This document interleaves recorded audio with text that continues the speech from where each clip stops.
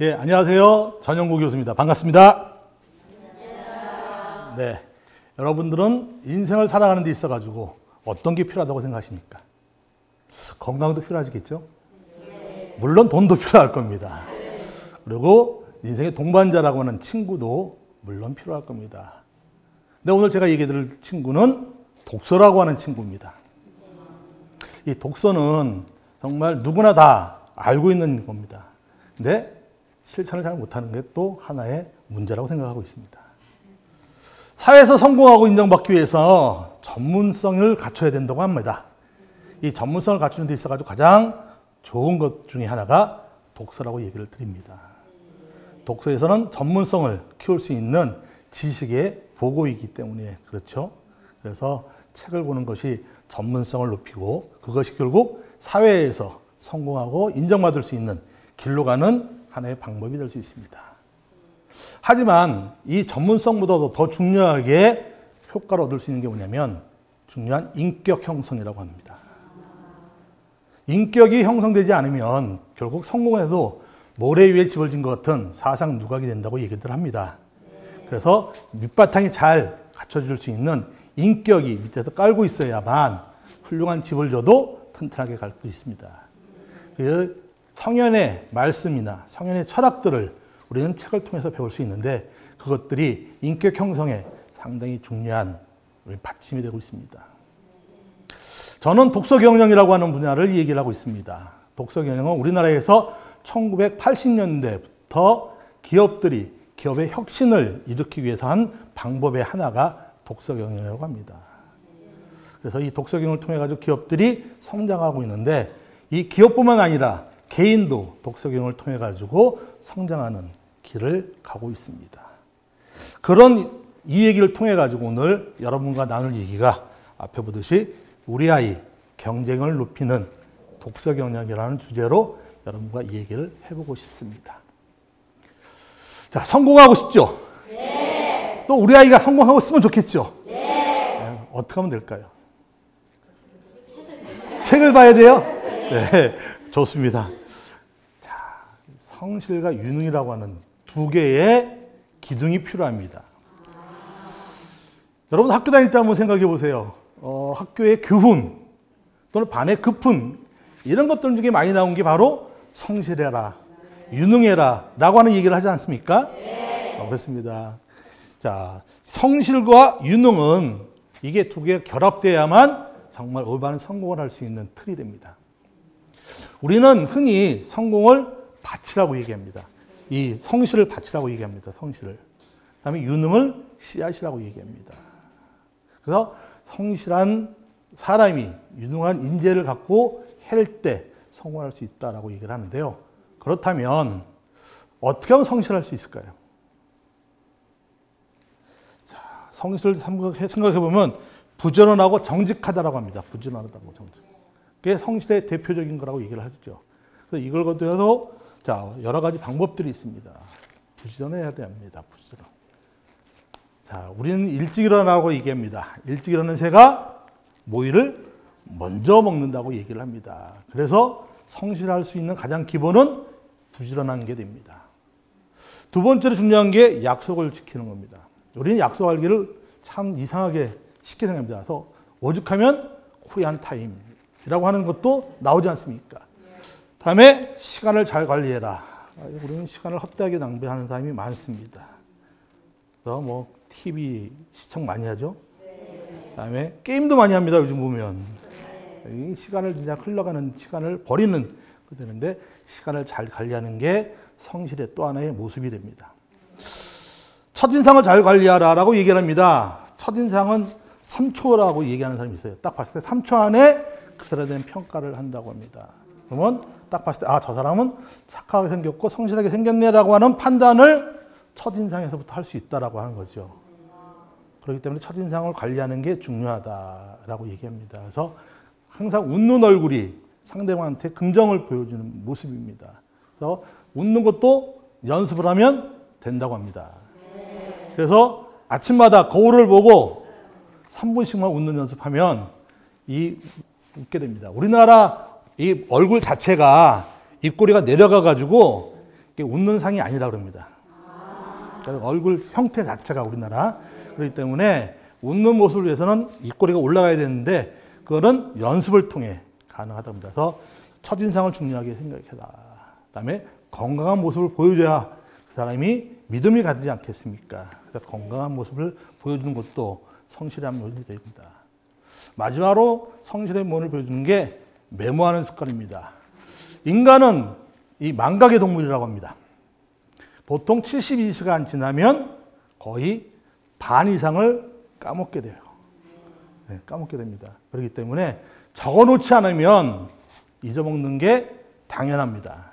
그래서 적는 습관, 메모하는 습관이 필요합니다. 그래서 수첩이나 이 펜은 항상 갖고 다니는 게 필요합니다. 다음은 유능을 살펴봅니다. 유능은 씨앗이라고 얘기했습니다. 자기가 속해 있는 조직이나 사회에서 꼭 필요한 실력이나 능력을 우리는 유능이라 합니다. 즉 실력이 뛰어나다, 능력이 좋다라고 하는 것은 유능한 사람의 대표적인 얘기입니다. 그래서 이 유능, 씨앗을 잘 골라내야만 되는데요. 어떻게 하면 유능하느냐? 답은 독서 유능을 해라라고 합니다. 책을 읽어야 된다.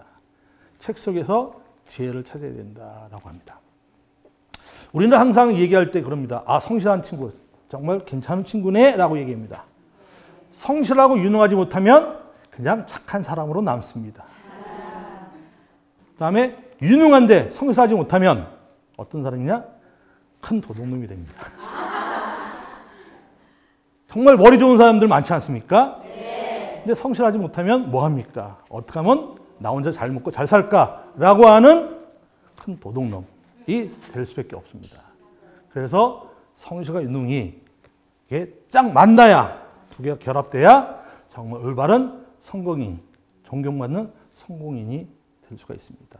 그래서 우리 자식들이, 우리 자녀들이 정말 존경받는 그런 인물이 되기 위해서는 성실이라는 것과 유능이 적절하게 안배가 돼야 된다라고 얘기됩니다. 우리는 경쟁력 얘기합니다.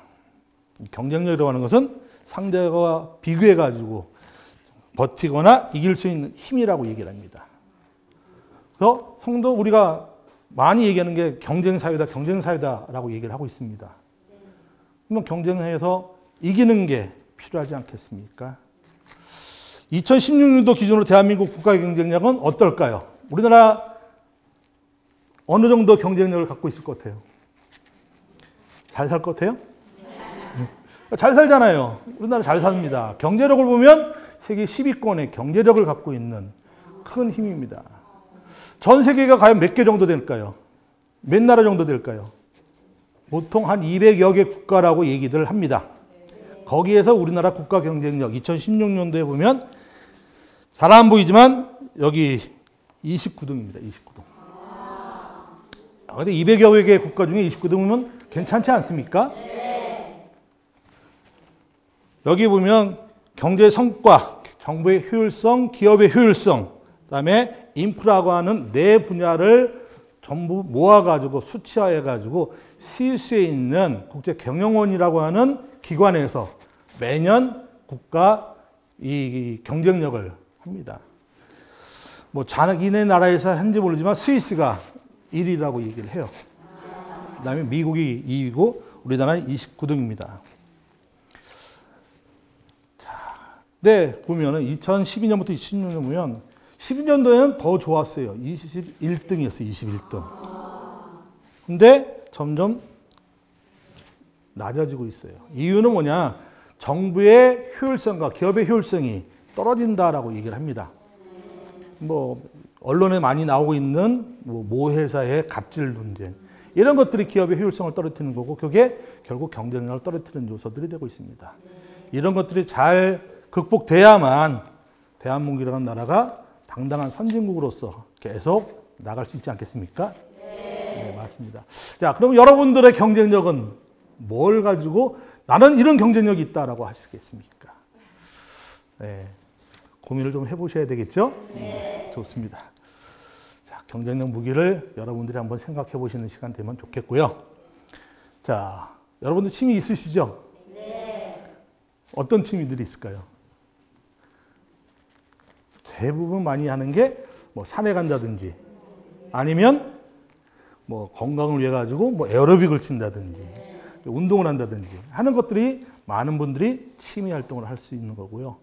요즘은 또 게임도 많이 하시더라고요. 오락 게임 뭐 그런 것도 하시고 뭐 저 같은 경우는 옛날에 우표 수집 뭐 우표 나온다 그러면 새벽같이 우체국 앞에 가서 기다려서 사고 수집하는 것도 취미 생활들로 하는 분들이 많을 겁니다. 그다음에 많은 분들이 또 꼽는 게 독서다라고 얘기를 합니다. 독서. 책 읽기, 독서랍니다. 많은 분들이 독서라고 얘기하는데 정말 책을 많이 읽어야 되지 않겠습니까? 근데 현실은 그렇지 않다라고 얘기를 합니다. 우리나라 성인들이 1년에 몇 권 정도 책을 읽는다고 생각하십니까? 4권. 3권? 2-3권? 1년에. 한 달이 아니고 1년에. 1년에 몇 권 읽는다고 생각하세요? 대략 52주입니다. 1년. 네? 2권. 아, 너무 하신다. 우리나라 그래도 책 많이 봅니다. 예. 우리나라 문화관광체육부에서 경년으로 국민 독서 실태라고 하는 조사를 실시해오고 있습니다. 자, 2017년도 자료입니다. 우리나라 성인 1인당 연간 독서량은 8.3권입니다. 8.3권. 8권 조금 더 읽는다는 거죠. 1년에. 근데 이게 2015년도보다 0.8권, 약 1권 가까이가 줄어들었어요. 학생들은 뭐 초, 중, 고 학생들은 1년에 28.6권 성인들도 훨씬 많이 있습니다. 근데 이것도 역시 2015년보다 1.2권이 줄어들었습니다. 근데 문제는 이 성인들의 경우 2008년부터 독서량이 점점 줄어든다는 거예요. 12권까지 읽었었어요. 그러니까 한 달에 1권 정도 성인들이 읽었는데 이제는 8.3권. 정말 책을 많이 안 읽는다라고 합니다. 그럼 책 읽는 시간은 어떻게 되느냐? 주당 책 읽는 시간을 성인들을 비교해 보니까 일주일에 23.4분이라고 하는 시간을 책 읽는 데 투자를 한답니다. 근데 술 먹는 데 투자하는 시간은 한 3배 된대요. 책 읽는 거 시간의 3배 정도는 뭐 음주, 뭐 이런 데 투자하는 데 반해가지고 책 읽는 데는 고작 23분 정도. 근데 주말은 좀 여유가 있다 그래가지고 좀 더해서 27분 정도 합니다. 한 4분 차이지만 주말에는 조금 더 본답니다. 뭐 학생들은 여유가 있어서 그런지 49분, 그다음에 주말에는 68분 정도의 시간을 봅니다. 시간 대비 보면 2015년보다 성인이나 학생들 다 증가를 했습니다. 하지만은 책 읽는 양은 줄어들었습니다. 왜 줄을까요? 왜 책을 안 읽습니까? 자, 성인들의 경우는 일하기 바빠서 일 때문에 나 일해야 되는데 직장 가서 일해야 되는데 무슨 책 읽어? 라고 하는 얘기가 가장 많습니다. 결국 시간이 없다라고 하는 거고요. 두 번째 보면 참 그래요. 휴대전화, 인터넷 게임. 자, 대중교통을 한번 생각해 보십시다. 전철 한번 타고 보십시다. 전철 안에 보면 다 휴대전화를 들고 그렇게 열심히 하는지 모르겠습니다. 다 뭐 이렇게 상대방하고 뭐 톡 얘기하는 아니면 뭐 게임한다든 그런 거로 시간을 보내다 보니까 책을 못 읽는다라고 합니다. 학생들도 마찬가지입니다. 학교나 학원 가기 때문에 책 볼 여유가 없다라고 얘기합니다. 근데 공통적으로 나오는 게 뭐냐면 책은 읽기 싫고 습관이 안 들었다. 습관이 안 들어가지고 책 읽기 쉽지 않다라고 얘기를 합니다. 학생들의 경우는 읽을 만한 책이 없다. 뭐 어떤 책을 읽어야 될지 모른다라고 하는 답이 나왔다 그래서 의외라고 생각을 했습니다. 책을 읽는다라고 하는데 어떤 책을 읽어야 될지 모르겠다라고 하는 답이 나왔다는 것은 그만큼 대화가 없지 않았나라고 생각합니다. 뒤에도 얘기했지만 세계 명문가의 이 독서 교육이라고 하는 책이 있습니다. 그 책에 보면 케네디가 미국의 대표적인 정치가 집안입니다. 이 집안에선 매일 아침에 신문 사설을 읽고 식탁에 앉아가지고 토론을 해야만 밥을 먹을 수가 있습니다. 그날 주제에 대한 토론을 통해가지고 자녀들에게 시사성도 가르쳐주고 얘기하는 대화의 능력도 키워줄 수 있고 하는 것들을 식탁에서 했습니다. 가정에서 뭐 밥을 먹든 아니면 대화의 시간을 통해가지고 요즘 책 어떤 거 읽니? 어떻게 뭐 고민하는 게 뭐니? 라고 하는 대화만 있다 그러면 어떤 책을 읽어야 될지 모르겠다 라고 하는 답은 없어지지 않아야 될까 하는 생각을 해봅니다. 자, 그러면 당신은 책을 어떻게 읽어요? 라고 하는 질문도 던질 수 있으시겠죠.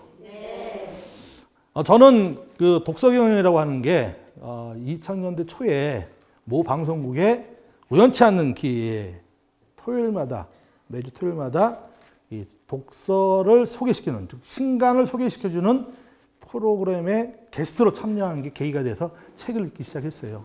그전에도 봤듯이 중고등학교에서 책을 많이 읽었지만 제가 본격적으로 책을 읽게 된 게 결국은 2000 초반에 그런 어떤 모 프로그램에 경영, 경제, 신간을 소개하면서 일주일에 한 2권씩 소개를 하다 보니까 책을 많이 볼 수밖에 없더라고요. 보고 정리하고 하는 밖에 없는데 그거를 보고 나 혼자만 갖고 있기가 아깝더라는 거죠. 그래서 이걸 정리해가지고 공유를 하자. 나눠서 한번 같이 보면 뭐 책을 한 권 본 거랑 마찬가지가 되니까 나눠보자라고 하는 것 때문에 제가 2000년대부터 책 읽기 시작하고 2010년경부터 메일링 서비스를 꾸준히 해오고 있습니다. 그래서 보통 월요일날 아침에 한 3,000명한테 메일 서비스를 하고 있습니다. 저는 그래도 아까도 얘기했듯이 성실하고 유능하냐? 저는 성실하고 유능하다고 장담을 합니다. 성공했느냐? 저는 성공했다고도 얘기를 할 수 있습니다. 왜냐? 제가 대학 교수를 95년부터 대학 교수를 했습니다. 그때 제 나이 만 30살. 만 30살에 경영학 박사학위를 받고 교수를 했으니까 성공했다고 할 수 있겠죠? 네, 했습니다. 결국 책 많이 읽었던 덕분이라고도 저는 얘기를 합니다. 그게 바탕이 돼서. 그래서 이런 것들이 제가 했던 겁니다. 자, 이제 우리 아이들에 대한 얘기를 한번 돌아가 보겠습니다. 공신, 독신. 공부의 신을 공신이라고 그러고 독서의 신을 독신이라고 저는 정리를 했습니다. 자, 공부의 신. 왜 공부의 신이 필요합니까? 여러분들 왜 아이들한테 공부하라 그래요? 훌륭한 사람이 되라. 좋은 대학 가라.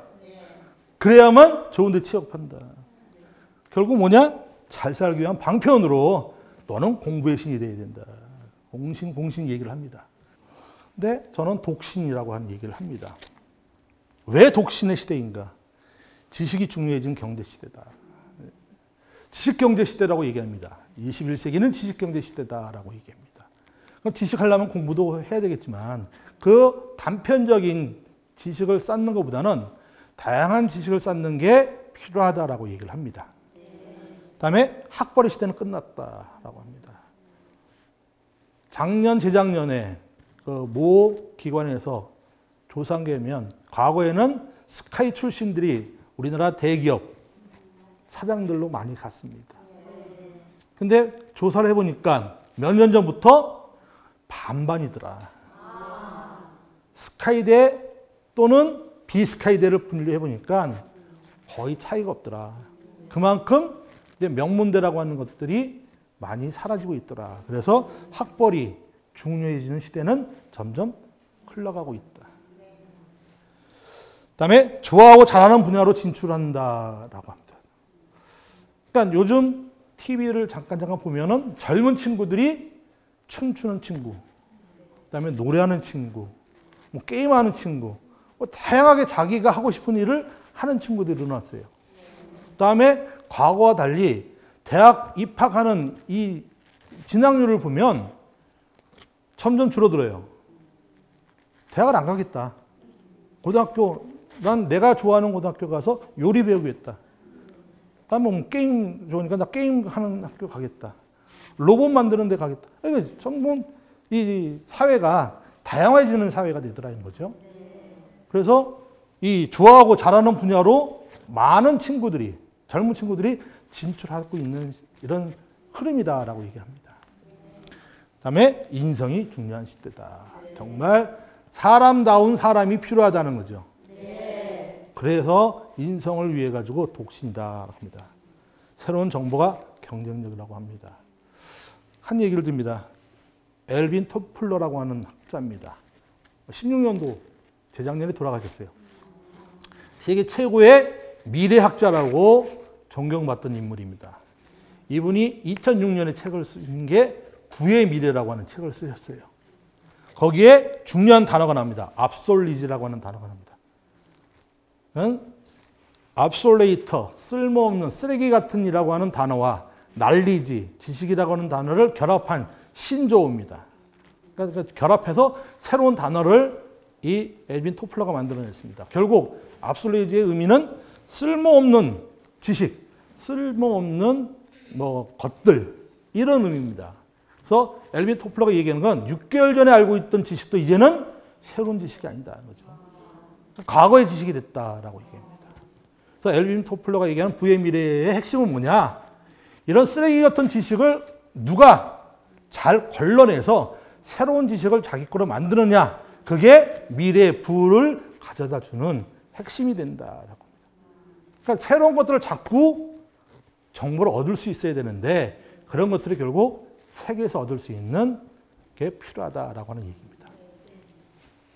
글로벌 사회가 인재상을 요구합니다. 새로운 인재를 요구합니다. 그게 결국 독신이 필요한 이유가 됩니다. 글로벌 시대가 요구하는 것은 결국은 독신도 물론 공부를 하다 보니까 입시 좋은데 하는 게 맞습니다. 플러스 해서 사회에 나가서 필요한 인재가 되는 것들이 이 독신이 가야 되는 방향이라고 합니다. 미래 사회는 드림 소사이어티라고 합니다. 꿈이 있는 사회. 근데 그 꿈이 어떤 꿈이냐? 문화와 결합된 사회. 그다음에 창의성과 문화가 중시되는 사회. 이런 것들이 미래 사회라는 거죠. 이제 눈앞에 와 있다는 겁니다. 지식 기반 사회. 자, 2010년. 올해가 2018년. 얼마 안 남았습니다. 근데 아까 엘빈 토플러는 6개월 전에 알고 있던 지식도 이제 쓸모없는 거다라고 했는데 이때는 73일 주기로 2배씩 정보가 늘어난답니다. 엄청난 정보가 나온다는 거죠. 그러면 뭐 3달도 가기 전에 새로운 정보를 내가 얻어야 된다. 그렇게 빨리 흘러갑니다. 그래서 그런 정보를 통해 가지고 창의성과 결합되는 융합 인재를 만드는 게 필요합니다. 그러니까 융합 인재가 필요하다. 지식과 결합돼 가지고 창의성, 그다음에 상대방의 감정까지도 고려해 가지고 할 수 있는 그런 인재가 이제는 미래 사회에서 성공할 수 있는 인재가 될 수 있다라고 하죠. 그래서 그 모든 것의 바탕이 결국은 독서의 힘이 있어야만 이런 형태가 가능하다라고 얘기합니다. 자, 그러면 어떻게 할까요? 이게 뭐예요? 세계지도죠. 우리가 흔히 보는 세계지도입니다. 이거는 그냥 평범한 사람들이 보는 세계지도라고 얘기할 수 있습니다. 근데 자, 이거 뭡니까? 이거 뭐예요? 이것도 세계지도입니다. 근데 거꾸로 봤어요. 거꾸로 본 세계지도입니다. 자, 우리나라가 어디 있습니까? 여기 있습니다, 여기. 아주 조그맣게 있어요. 여기 조그맣게 있습니다, 우리나라. 자, 거꾸로 볼까요? 여기 있으면 뒤에 막혀가지고 답답합니다. 자, 우리나라 어디 있어요? 우리나라 어디 있습니까? 여기 있어요, 여기.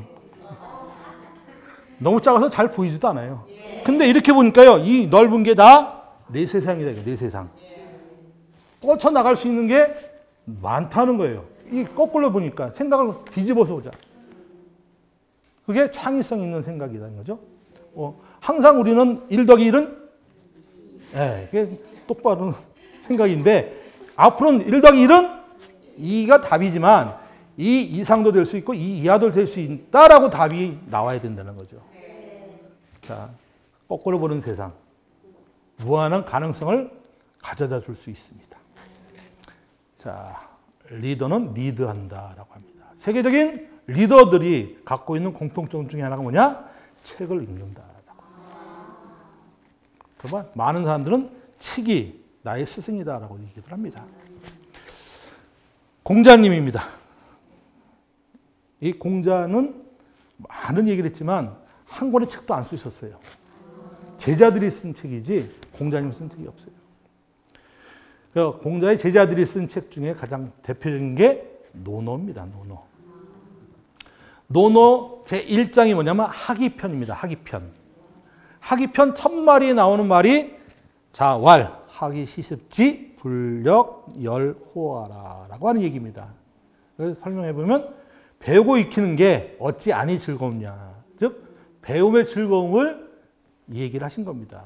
2500년 전에 사셨던 공자님이 자 배우고 익혀라 매일매일 배우고 익혀라. 그러면 즐거울 것이다 라고 얘기를 하셨습니다.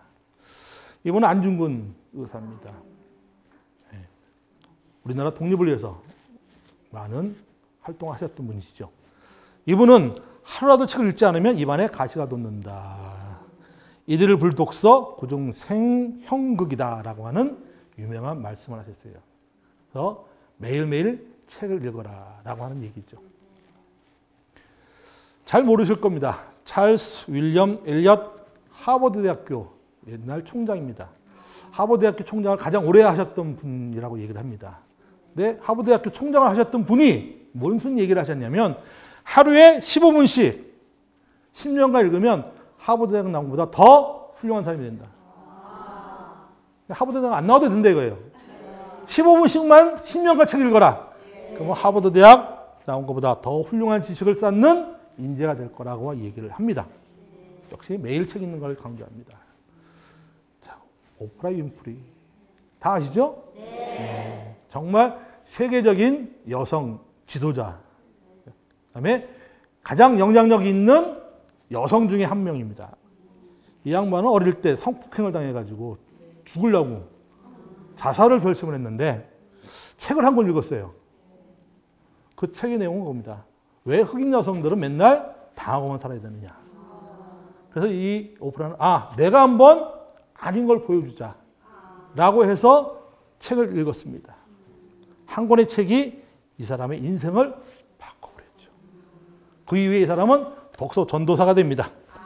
자, 책이 이만큼 중요하다. 내 인생을 바꿔준 책이 있다. 여러분들도 인생을 바꿔줄 수 있는 책 한 권을 만나시기 바랍니다. 저는 그렇습니다. 짜투리 시간을 이용해라. 짜투리 시간, 남는 시간을 이용하라는 거예요. 남는 시간. 우리나라 남는 시간 너무 많아요. 출퇴근 시간 보면 길이 많이 밀리다 보니까 보통 한 번 2시간 이상 걸린답니다. 그 시간에 아까 얘기했듯이 지하철에서 이거 하고 책을 읽으면 그만큼 시간을 줄일 수 있고 효용도 높겠습니다. 그래서 저는 가능하면 뭐 어떤 거 다 좋지만 남는 시간, 약속 시간도 좀 일찍 가면 남으면 책을 보고 점심도 1시간씩 점심이 있는데 점심시간 보통 밥 먹으면 10분, 15분이 먹지 않습니까?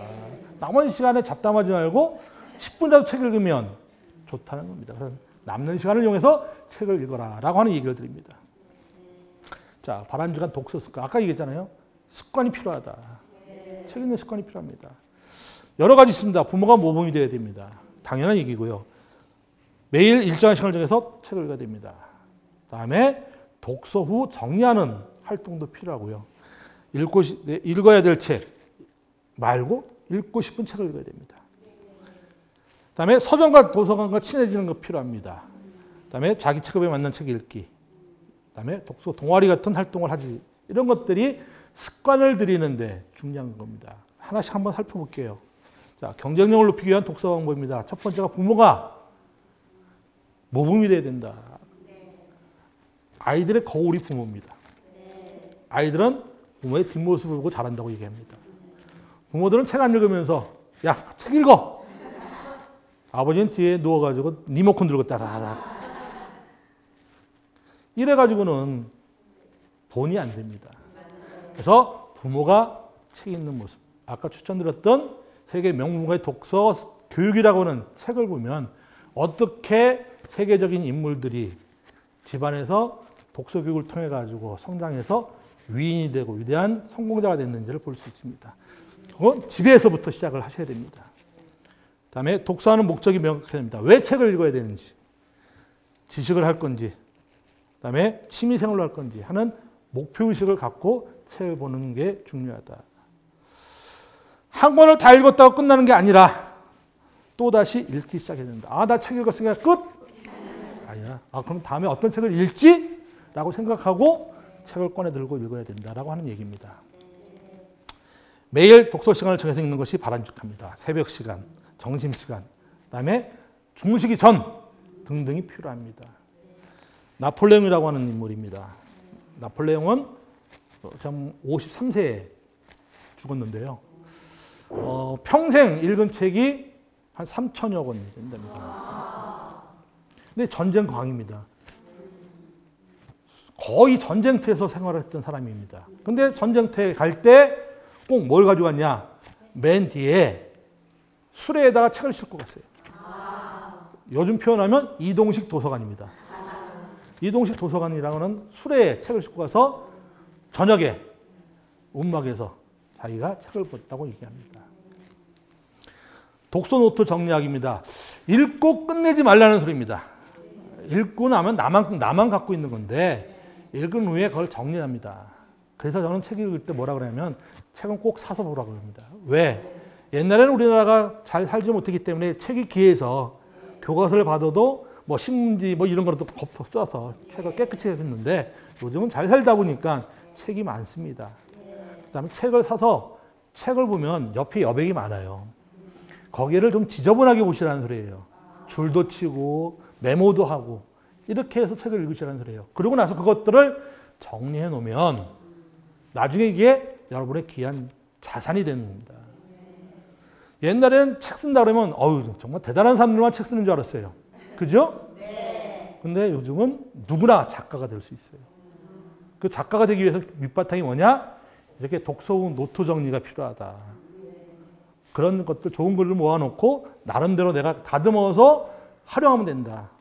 또 요즘 여러분들 뭐 많은 분들하고 뭐 문자 주고받는데 문자만 주고받지 말고 거기에 오늘 내가 읽었던 책 중에 이런 문구가 있더라. 내가 같이 공유하고 싶다라고 해서 한번 보내보십시오. 야, 대단한데? 존경받을 수 있는 길이 됩니다. 그래서 그런 걸 활용을 위해 가지고 꼭 책 읽은 다음에 정리하는 습관을 가지시면 좋을 겁니다. 다음에 읽어야 할 책 말고 읽고 싶은 책을 읽어라. 우리는 베스트셀러라고 뭐 많은 얘기들 합니다. 훌륭한 책이고 좋은 책들입니다. 그렇지만 그게 과연 나한테 맞는가라고 하는 것도 한번 생각해 보셔야 되는 거죠. 근데 나한테 맞는 건 뭐냐? 내가 좋아하고 나한테 정말 어울리는 책이 그게 좋은 거예요. 그래서 정말 내가 책 읽기가 잘 안 된다? 많은 책부터 읽으세요. 재미있는 책부터 읽으세요. 어렵고 뭐 딱딱한 책보다는 쉽고 재미있는 책부터 읽어가지고 책 읽는 게 습관이 돼야 된다. 그래서 읽고 싶은 책을 읽어라. 그래서 아이들한테도 마찬가지입니다. 너 유인전 읽어야 돼. 아닙니다. 너 읽고 싶은 책이 뭐야? 만화책? 오케이, 읽어. 그게 습관입니다. 읽지 마 그러면 습관이 안 됩니다. 그럼 책과 점점 멀어집니다. 그래서 읽고 싶은 책을 읽는 게 중요하다. 자, 도서관 서점과 친해져라. 책과 친해질 수 있기 때문에 그럽니다. 근데 서점은 옛날엔 동네에도 서점들이 다 있었어요. 근데 점점 대형 서점, 그다음에 인터넷 서점에 밀려가지고 서점입니다. 서점은 한 번씩 한 달에 한 번을 한번 가보시기를 원합니다. 그런데 혼자 가지 말고 아이들의 손을 잡고 한번 가보세요. 그래서 가서 내가 읽고 싶은 책, 아이들이 읽고 싶은 책을 한 달에 한 번 정도 사가져 오는 것도 좋습니다. 종이책의 가장 매력은 뭐냐? 그 잉크, 냄새. 네, 좋습니다. 한번 보세요. 빌 게이츠라고 하는 인물이죠. 세계에서 가장 부자입니다. 전 세계에서 가장 부자인 빌 게이츠는 어릴 때 아버지 손잡고 집 부근에 있는 작은 도서관을 다녔다고 합니다. 그래서 자기가 오늘날 이와 같이 성공할 수 있었던 비결은 어릴 때 작은 도서관에 갔었기 때문이다라고 얘기를 합니다.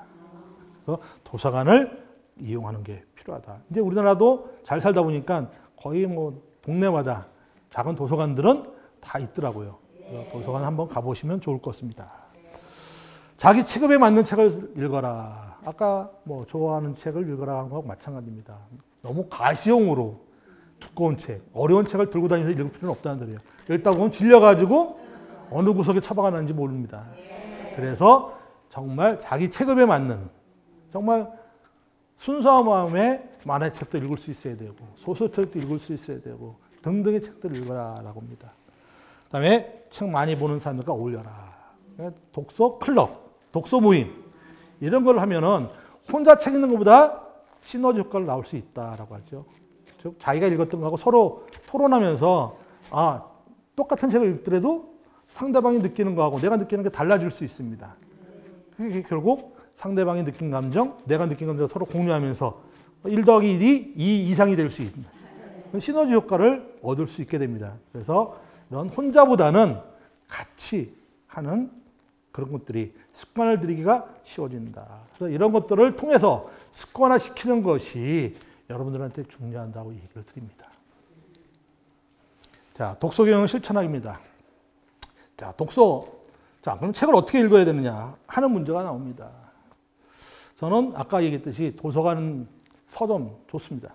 일단 책을 한 달에 4권을 읽기를 원합니다. 4권. 그러니까 일주일에 1권 읽어야 됩니다. 그래서 방법이 있습니다. 습관을 들 수 있는 방법. 첫 번째가 뭡니다. 일주일에 월요일 날 1권을 꺼냅니다. 1권을 꺼내가지고 무적대고 읽는 게 아닙니다. 자, 책 제목을 한번 보세요. 책 제목. 아까 잠깐 얘기한 인생에서 너무 늦은 때란 없습니다. 왜 책 제목을 이렇게 만들었을까? 저자가 왜 이렇게 했을까? 라고 하는 의문을 가져야 됩니다. 그래서 인생이 정말 중요하구나. 시간은 문제가 안 되는구나. 라고 하는 주제를 얘기하고 싶구나. 라고 해서 제목을 본 다음에 딱 넘기면 저자 서문이 있습니다. 저자가 이 책을 쓴 이유, 여기서 하고 싶은 얘기, 서문을 읽습니다. 서문을 읽고 딱 넘기면 목차가 나옵니다. 이렇게 구성돼서 책을 완성했습니다. 그리고 맨 뒤를 넘기면 후기가 있습니다. 후기까지 읽고 나서 다시 앞으로 와서 본문을 읽기 시작합니다.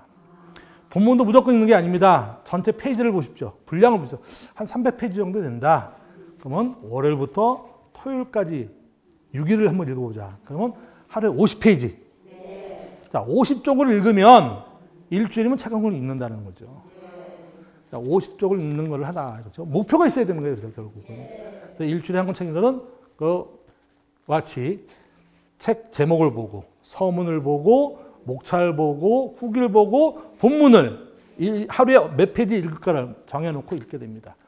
그러다가 일요일 날 딱 보니까 못 읽었어. 그러면 남는 시간에 읽으면 좋고, 안 되면 똑같은 방법으로 제목부터 되풀이해서 한번 봅니다. 읽은 데까지. 그리고 책꽂이에 꽂으십시오. 가감하게. 근데 우리나라 사람들은 고집이 세요. 이거 다 읽어야지 다음 책 읽지. 그러다가 1년 내내 갑니다. 그러지 말고 꽂으세요. 그리고 월요일 날 새로운 책을 꺼내서 똑같이 해보세요. 2달만 하면 3달째부터는 일주일에 한 권 읽어요. 습관이 들기 때문에 읽어요. 그래서 여러분도 그렇게 한번 읽어보십시오. 그리고 목표량이 있어야 된다. 반드시 연필로 써야 된다. 연간 목표량 아까 얘기했듯이 50권. 3개월 단위로 도서 목록을 작성해보고 1개월 단위로 업데이트를 합니다. 자, 일주일에 읽는 거, 월간 목표 4권 이상. 주간별로 편식하지 않기. 내가 좋아하는 책만 읽을 수도 없어요. 다양한 분야 읽어야 된다. 우리가 음식을 먹으면 편식하지 마라. 건강에 안 좋다라고 얘기를 하죠. 마찬가지입니다. 책도 마찬가지입니다. 영혼의 양식도 일정 부분 많은 분들이 성공하고 싶어가지고 뭐 많이 읽냐? 자기계발 위해 책을 많이 읽습니다. 불균형이에요.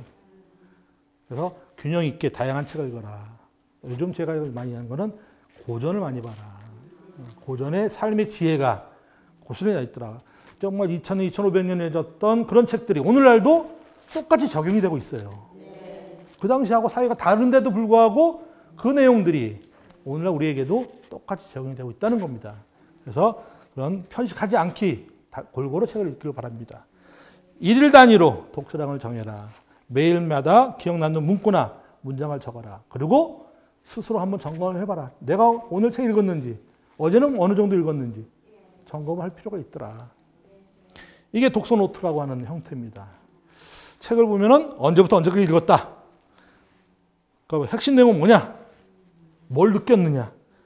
인상 깊었던 구절이 어떤 게 있느냐. 내한테 주어지는 메시지가 뭘까? 나는 이 책을 통해서 뭘 얻었나? 라고 하는 거를 한 권 정도 이렇게 정리해 볼 수 있습니다. 이거는 이제 매일매일 하루하루를 정리해 볼 수 있는 것도 있어요. 이런 식으로 정리를 해 볼 수가 있습니다. 그러니까 책 읽는 건 습관입니다. 아까도 얘기했듯이 습관. 그래서 일주일에 한 권 책 읽기는 하루부터 시작된다. 그 중에 제일 중요한 게 뭐냐? 새벽 시간입니다. 새벽 시간. 새벽 시간은 정말 방해받는 게 없어요. 온전히 나만의 시간이 가질 수 있습니다. 그래서 새벽 시간을 합니다. 보통 여러분들한테 얘기 드리는 게 그래요. 아침에 몇 시에 일어나십니까? 그 다음에 제가 던지는 얘기는 뭐냐? 그러면 한 달에 10분씩만 땡기십시오. 한 번에 1시간 못 땡깁니다. 고장나요, 몸. 그래서 한 달에 10분. 그러면 1년이면 120분입니다. 120분. 2시간이 생겨요. 2시간. 지금 일어나는 시간보다 한 1년 후면 2시간 빨리 일어날 수 있습니다. 2시간 빨리 일어나면 뭐 하십니까? 책 읽어야 되는 거죠. 모 기관에서 우리나라 기업의 사장님들, CEO들한테 조사를 했습니다. 사장님들은 도대체 몇 시에 일어나십니까? 몇 시에 일어날 것 같아요? 예. 평균으로 3시 59분, 4시에 일어나신답니다. 4시. 우리나라 CEO들 정말 바쁜 사람들인데 4시에 일어나신답니다. 4시. 그러면 4시에 일어나서 뭐 하십니까? 그랬더니 운동하고 건강을 위해서 운동한답니다. 운동하고 책 읽고 최소한 신문 2가지를 본답니다. 일반 신문, 경제신문. 그리고 어학 공부를 한답니다. 어학 공부합니다. 저는 영어는 이제 필수, 제2외국어를 공부한답니다. 그리고 한 6시쯤 식사하시고 7시 전에 출근을 하신답니다. 그게 일찍 일어나는 게 습관이 돼가지고 그게 하는 겁니다. 그러니까 일찍 일어나기를 권하는 이유가 자기만의 시간을 가질 수 있기 때문에 그렇습니다. 사회에 나가서, 직장에 나가서는 하루 종일 업무에 부딪혀가지고 아무것도 안 됩니다. 또 하나 습관들이 좋은 게 뭐냐면 주무시기 전에 한 페이지라도 책을 보라고 얘기를 합니다. 그 이유는 하루 종일 치고받고 싸우고 이런저런 일 때문에 머리가 복잡합니다. 그리고 잠자리에 누우면 잠이 안 와요. 억울한 것도 있고 분한 것도 있어가지고 잠이 안 옵니다. 그 마음을 다스리기 위해서 주무시기 전에 정말 좋은 글귀 있는 거, 종교가 있으면 종교 서적 한 페이지를 읽고 주무시면 정말 잠이 잘 오고 그 다음날 편해집니다. 자, 마무리하도록 한번 해보겠습니다. 세계적인 명문가는 수백 년 동안 유지해온 비결이 있는데 바로 그게 독서다. 독서. 그래서 집안마다 가풍이라고 하는 게 있지 않습니까? 네. 그 가풍을 형성하는 것도 결국은 독서라고 얘기를 합니다. 공부의 신보다는 독서의 신으로 우리가 자녀를 키우는 것들이 미래 사회를 밝게 해주는 답이 될 수 있다라고 합니다. 세 번째는 세계적인 명문가는 한 권의 책부터 시작되었다. 인생을 바꿀 수 있는 한 권의 책. 한 권의 책이 한 집안을 바꿀 수도 있습니다. 그다음에 모든 리더는 리더한다. 책을 읽어야 된다. 우리 아이가 정말 리더가 되기를 원하면 책 읽는 거를 보여주셔야 돼요. 아이들한테 읽으라고 아니라 내가 책 읽는 모습을 보여줘서 자연스럽게 아이들이 책을 읽을 수 있게 해주셔야 됩니다. 그다음에 독서 경영을 통해 가지고 나만의 경쟁력을 만들어 가셔야 된다. 이제 경쟁사회에서 이기기 위해서 나만의 무기가 필요합니다. 그다음에 매일 밥을 먹듯이 영혼의 양식인 책 읽기도 거르지 마시라. 책 읽는 시간을 정해두고 짜투리 시간을 이용해서 책을 읽으시라라고 합니다. 정말 내가 이 시간만큼은 한 페이지라도 책을 읽겠다라고 하는 하루 만에 자신의 책 읽는 시간을 정해두시고 책을 읽으시면 정말 도움이 많이 되실 거라고 생각을 합니다. 그다음에 매일매일 읽는 내용을 간단하게 정리해서 이 책을 읽는 독자에서 책을 쓰는 저자로 한번 도전을 해보시기 바랍니다. 그 기초가 책을 읽고 정리하는 습관입니다.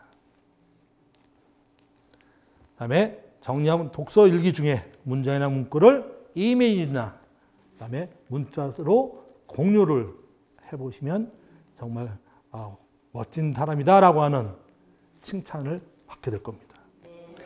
일주일에 한 권, 1년에 50권 목표로 세워서 책 읽기 합니다. 10년이면 500권입니다. 500권이면 집에 작은 도서관을 만들 수 있습니다. 그래서 집에 내가 도서관 한번 만들어 보자 하는 목표도 한번 생각해 볼 수 있습니다. 책 읽는 모임, 독서 클럽을 통해 가지고 시너지 효과를 높일 수 있고요. 그다음에 독서 후 활동, 쓰기에 도전하자. 사람은 책을 만듭니다. 근데 그 책이 사람을 만듭니다. 그래서 사람은 책을 많이 만들어내야 결국은 사람다운 사람이 될 수가 있습니다. 네, 여기까지 하도록 하겠습니다. 감사합니다.